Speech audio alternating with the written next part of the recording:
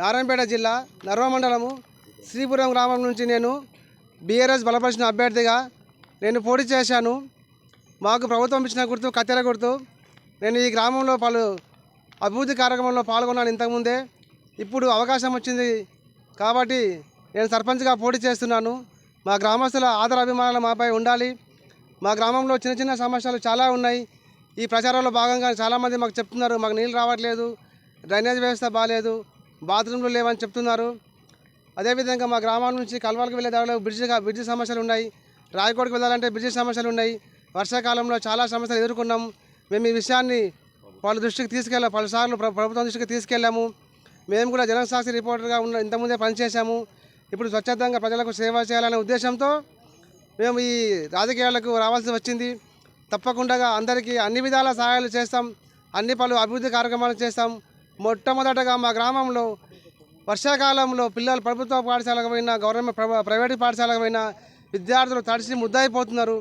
ఈ దృష్టి ఎవరు కూడా గమనించలేకపోయారు.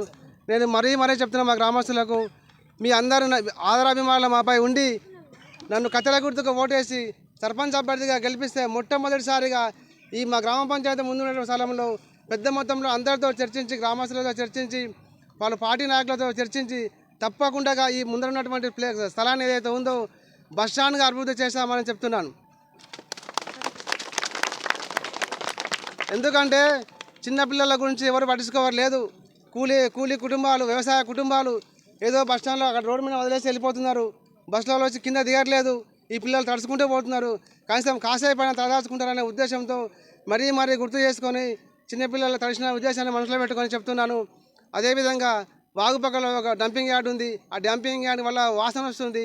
అది అంటిస్తే పొగ హై స్కూల్ పిల్లలకు పాఠశాల స్కూల్ వరకు వెళ్తుంది. ఈ కాలుష్యం అనేది ఏదైతే ఉందో విద్యార్థులు పీల్చుకొని లేనిపోయిన అవస్థ గుర్తవుతున్నారు. ఇవన్నీ కూడా మేము అన్ని విధాలా చర్చిస్తున్నాము. ఈ అన్ని సహాయ సహకారాలు అందరికీ చేస్తాము. తప్పకుండా ప్రజలకు ఇంతకుముందే అన్నదండగా ఉన్నాము, ఇక మీద తప్పకుండా ఉంటామని ఈ అందరి సమక్షంలో తెలియజేస్తున్నాను. దయచేసి అందరూ కూడా గ్రామస్తులు తప్పకుండా